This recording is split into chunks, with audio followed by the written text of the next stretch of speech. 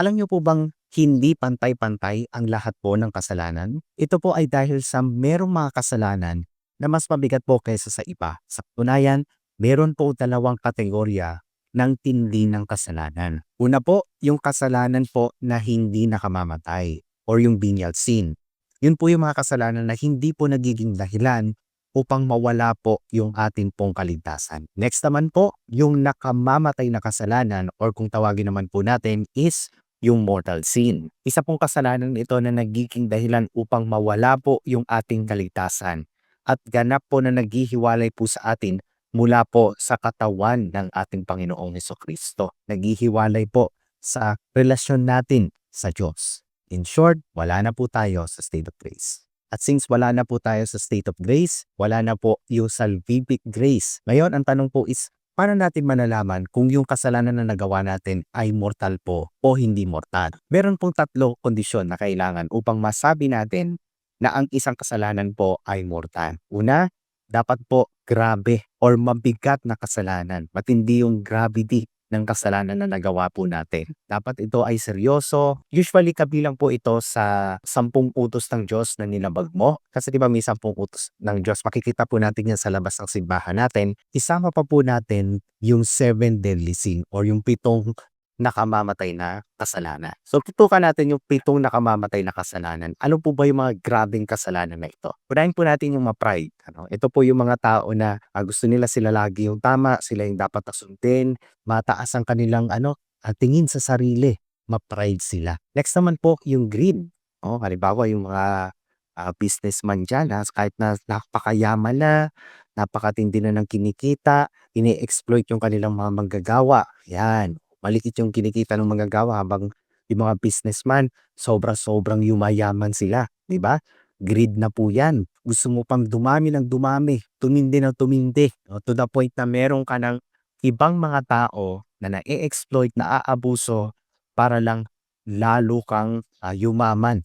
Greed po yun. Next naman po yung lust. Halimbawa yung panonood ng pornography. Ayan. O pakikipag-sex kung kani-kanino. Next naman po yung envy. Sabi dito, invidia. Ano po yung invidia? Yun po yung inggit. Halimbawa yung isang tao, nag-i-spread siya ng chismis. Usually, di ba, pag chismis, hindi naman totoo. Yung mga false rumor about po sa kasama niya, o maaaring katrabaho niya, or maaaring kasama niya sa isang kapamilya, o nagpapakalat na kung ano-ano para siraan yung isang tao, o inggit po yun. Naiinggit. Probably baka gusto niya, siya yung dapat na nakakaangat, siya dapat yung ganon, pero natalo siya, or nalamangan siya, naiinggit ngayon siya. Ganun po. Next, yung gluttony. Hindi lang po ito yung katakawan po sa pagkain kasi usually pag sinabi di bang matakaw sa pagkain lang. Hindi po. Pwede rin pong sa ibang bagay. Halimbawa po masyadong matinding manginginom, manlalasing, yung mga drug addict, yun, sobrang paggamit ng mga na yan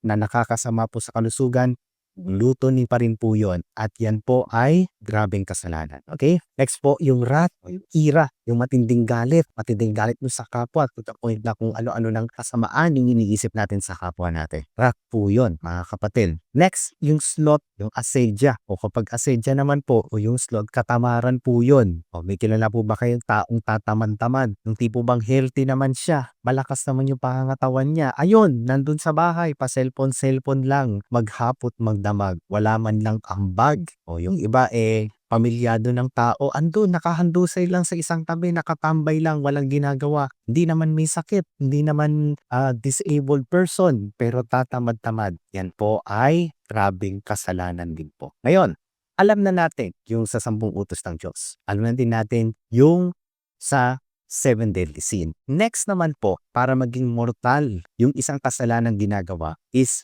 yung buong kaalaman or full knowledge. Ano yung buong kaalaman or full knowledge? Yan po yung alam natin, nalalaman na natin. So for example, yan, na-share ko na sa inyo ngayon, yung 7 deadly sin. Nalaman na rin po natin yung 10 utos ng Diyos. May idea ka na. Next, number 3. At yung number 3, yung malayang pagsang-ayon or deliberate consent. Na bagaman alam mong matindi yung kasalanan na yon, yung dalawa na yon, alam mo na matindi yung mga kasalanan na yon, pero sinadya mo, ginawa mo, yan po ay deliberate consent kung tawagin ng ating simbahan or malayang pagsang-ayon. Pag nagawa natin yung tatlong yon, mortal sin po yung nagawa nating kasalanan. Sinadya mong pumatay, mortal sin. Sinadya mong magnakaw, kinismis mo yung kapwa mo kasi naiinggit ka sa kanya. Kasi ang taas-taas niya na, ang galing-galing niya, samantalang ikaw ang baba-baba mo kaya siniraan mo siya. Chinismis mo kung kani-kanino. Ganyan naman ika yan eh. Kahit na mo sabihin mo ganyan yan eh, alam mo ba dati ganito yan? O yan, di ba? Ganyan-ganyan yung mga chismosa. Yan po ay mortal sin. At nakakahiya, isang malaking kasalanan po sa Diyos.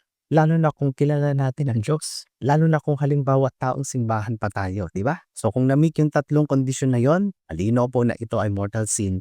Ngunit kung dalawa lang po, let's say alam mo lang yung dalawa na yon, pero hindi mo naman ginagawa, hindi po yun mortal sin. Or pwede naman ganito, which is technically hindi naman usually na nangyayari.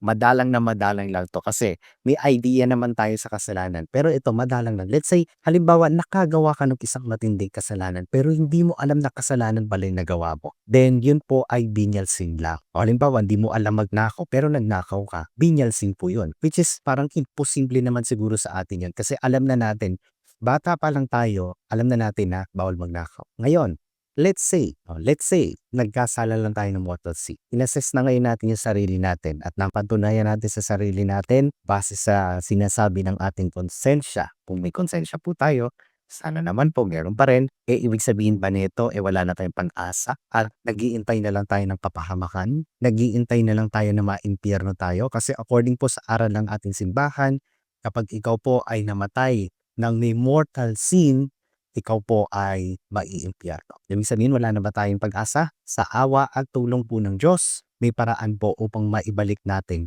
yung ating relasyon sa Panginoong Hesukristo at maibalik natin, mapanumbalik natin yung kaligtasang tinanggap natin mula sa Diyos. Or bumalik po tayo sa tinatawag nating state of grace, estado ng grasya. Ito po ay inihanda na ng Diyos, yung paraan nun, para mapatawad po tayo sa mga mortal sin natin. Yun po ay walang iba kundi ang natatanging sakramento na nagpapawi ng mortal sin natin, ang sakramento ng kumpisal o sakramento ng pakikipagkasundo. Sa English po is Sacrament of Reconciliation. Ano ba ang sakramento ng kumpisal? Tulad po ng iba pang mga sakramento, isa din po ito mga kapatid sa itinatagpo ng ating Panginoon sa Kristo. Itinakdang paraan kung paano maipapasa ng Diyos yung mga ekstraordinaryong grasya para po sa atin. Ang sakramentong ito ay nilaan para sa pagpapatawad sa mga mortal na nagawa nating kasalanan. Including naman din po pati yung mga venial sins natin o yung mga mabababa, yung hindi gaanong grabe kasalanan na nagawa natin sa buhay natin. Kapag tayo po ay lumapit po sa isa sa mga lingkod ng Panginoong Hesus, to be specific, yung mga pari po, sila po ay may kapangyarihan na patawarin or i-absolve tayo sa ating mga mortal na kasalanan. Let me clarify this, guys. Hindi po yung pare per se yung nagpapatawad po nung kasalanan natin. Hindi po yung pare per se. Dapat maintindihan natin na yung mga kaparian natin, mapasimpleng pare po yan, yung obispo man yan, yung cardinal man yan, o kahit yung ating Santo Papa, sila po ay instrumento ng Diyos para mapatawad po tayo. Sila po, mga kapatid, ay binigyan ng otoridad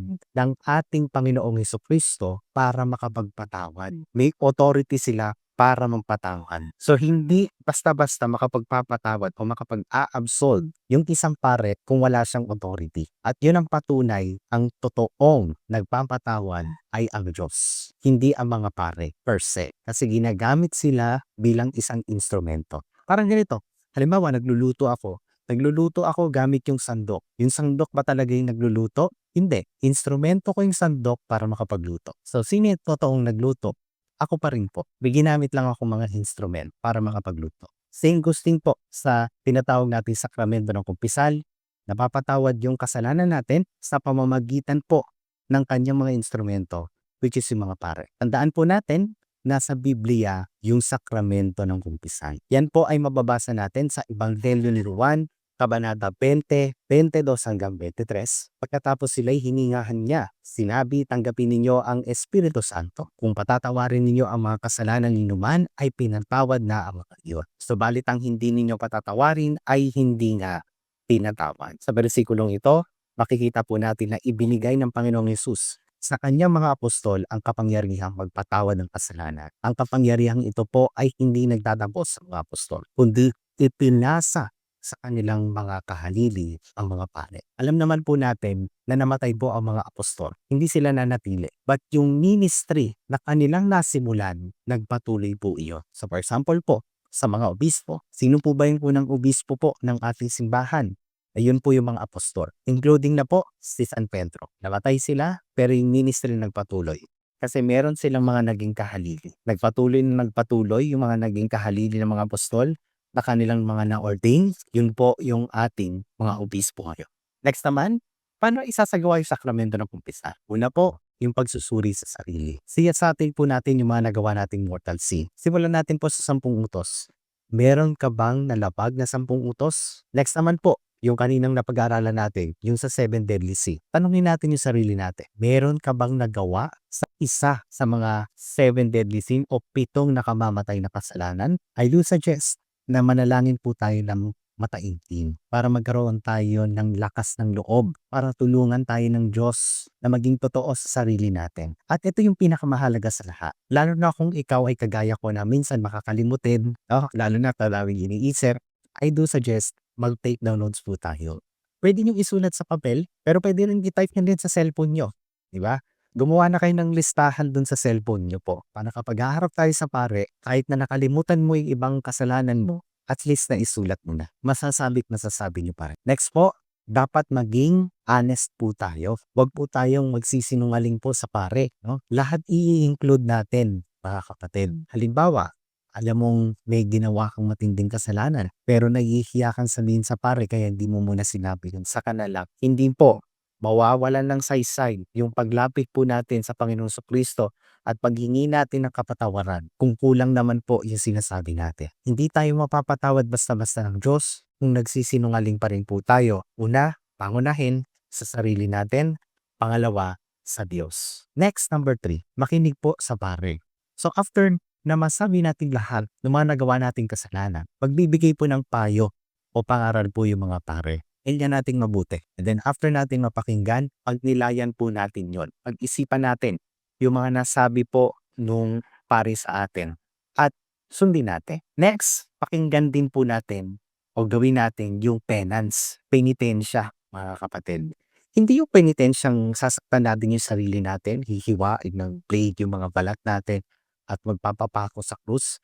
Hindi po yun yung penitensyang itinuturo ng simbahan sa atin. At kahit tignan nyo pa po yung official teachings ng ating simbahan, kahit tanungin nyo pa po yung mga pare, hindi po nila sinusuportahan yung pagpapapako or pagpapahirap sa sarili. Kasi hindi naman ganun yung turo ng ating simbahan. It's more of devotion lang yun ng ibang tao. Sariling ano lang nila yon, kusa lang nila na ginagawa yung mga ganung bagay. Pero may ibang way ang ating simbahan, inclined sa katuruan ng ating simbahan, may gagawin tayong penitensya bilang tanda po ng pagsisisi natin or yung pagbabayad po. Usually, yung penitensya po na yun ay pananalangin o maaari namang yung acts of charity o pagkakawang gawa. Pwedeng ganun din po. But one thing is for sure, hindi po yung kailangan saktan natin yung sarili natin at magpapako sa krus. Hindi naman po kailangan yon. In fact, dinidiscourage nga yan ng ating simbahan. Kasi sapat na po yung nagpapako sa krus ang ating Panginoon. Sapat po yung ginawa niyang sakripisyo para sa ating kaligtasan. So yung nangyayari sa iba, sariling kusa lang nila yun. Sumunod po tayo sa opisyal na turo ng ating simbahan. Pagkatapos po, dasalin natin yung act of contrition. So makikita nyo ngayon sa screen yung Tagalog version ng act of contrition para mas madali nyong masabi. Pero kung English, wala namang problema. Ang mahalaga, yan ay kailangan kapag nagko-confess po tayo. Ano po ba yan? Screenshot nyo na lang po. Pero mabasahin ko pa rin para sa inyo. Sa ngalan ng Ama at ng Anak at ng Espiritu Santo. Amen. O Diyos ko, ikinalulungkot ko ng buong puso ang pagkakasala ko sa iyo. Tinasusuklaman ko ang lahat kong kasalanan dahil sa takot sa iyong makatarungang hatol. Ngunit higit sa lahat, dahil dito ay nakakasakit sa iyong kalooban. Diyos na walang hanggan, ang kabutihan at nararapat na ibigin ng walang katapusan. Patibay ako nagtitika na ikinukumpisal ko ang aking mga kasalanan. Tuparin ang tagubiling pagsisisi at sa tulong ng iyong biyaya ay magbabagong buhay. At sa ngalan ng Ama, ng Anak at ng Espiritu Santo. Amen. Next, tanggapin po natin yung grasya, yung kapatawaran na igagawad po sa atin ng pare or yung absolution. O maaaring sabihin po ng pare sa atin is pinapatawad ng kita sa iyong kasalanan sa ngalan ng Ama at ng Anak at ng Espiritu Santo na pwedeng gawin po yun ng pare sa atin. Pero habang ginagawa po ng pare yun, once na marinig natin yun sa ngalan ng Ama, ng Anak at ng Espiritu Santo, sasabayan po natin yun ng sign of the cross. Sa ngalan ng Ama at ng Anak at ng Espiritu Santo. Amen. Kinakailangan sumagot tayo ng amen, sabihin natin ng amen. Maaari pa pong magbigay ng huling paalala yung mga pari po.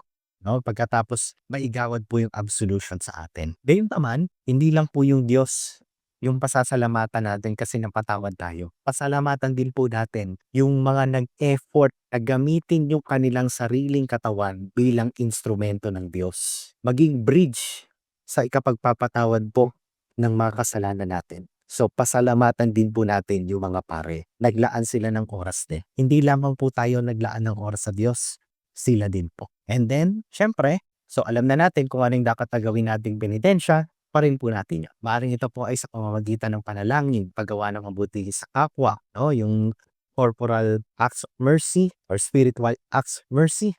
Pagkakawang gawa po yon na ibinahagi po ng Diyos sa atin, pagsisisi at pagpapasalamat po sa kanyang awa.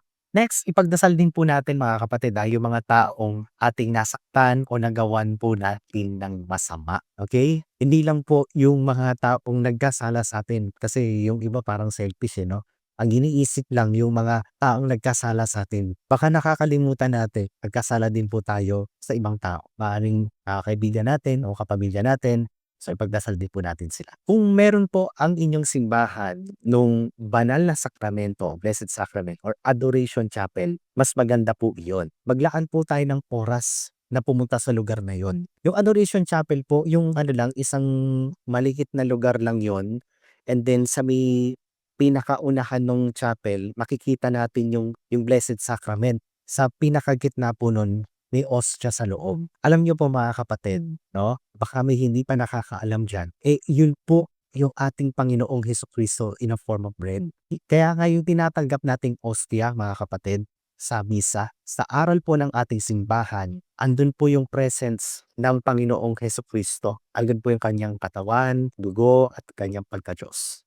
So literal na Panginoong Hesukristo yun in a form of bread. Yun ang ating pananampalataya. Yun ang summit ng pananampalatayang Kristiyano, ang Eucharistia. So kung nandun tayo sa chapel, ang isipin po natin yung sinasampalatayanan natin bilang mga Katoliko na hindi tayo nakaharap sa isang simpleng tinapay. Nakaharap natin ang kausap mismo natin, ang Panginoong Jesucristo. Something na dapat nating ikatuwa bilang isang Katoliko. Sila, yung ibang mga naninira sa atin ng mga sekta, sinisiraan tayong mga Katoliko, usually, more on sa kanilang isipan lang naman kinakausap nilang Diyos. Pero tayong mga Katoliko, ang turo sa atin ng Panginoong Jesucristo at turo sa atin ng simbahan, yung ostya na ating tinatanggap, yung Adoration Chapel, yung Blessed Sacrament, na kung saan nakikipag-usap naman tayo sa Panginoon, yun mismo ang Panginoong Yesus. Nagdadasal tayo sa harap ng Panginoong Yesus. Lumukod ka sa harap ng Blessed Sacrament, nakiusap ka sa harap ng Blessed Sacrament, hindi ka nakikipag-usap sa isang simpleng dinapay. Nakikipag-usap ka sa summit ng pananampalatayang Katoliko, sa ating founder. At walang iba kundi ating Panginoong Jesucristo. Sa bawat sandali na tayo po ay nananalangin, tandaan po natin yung ating pangako sa Diyos na gagawin yung best natin. Although alam naman natin sa sarili natin, magkukulang din tayo someday, di ba? Maaaring magkasana tayo someday. But we always strive, we always give our best na sundin yung kanyang kalooban. Kahit na nagkukulang tayo. Bantayan yung ating sarili at magtiwala po sa awa, tulong ng Diyos. Ingatan nawa po tayong parati ng ating Panginoon.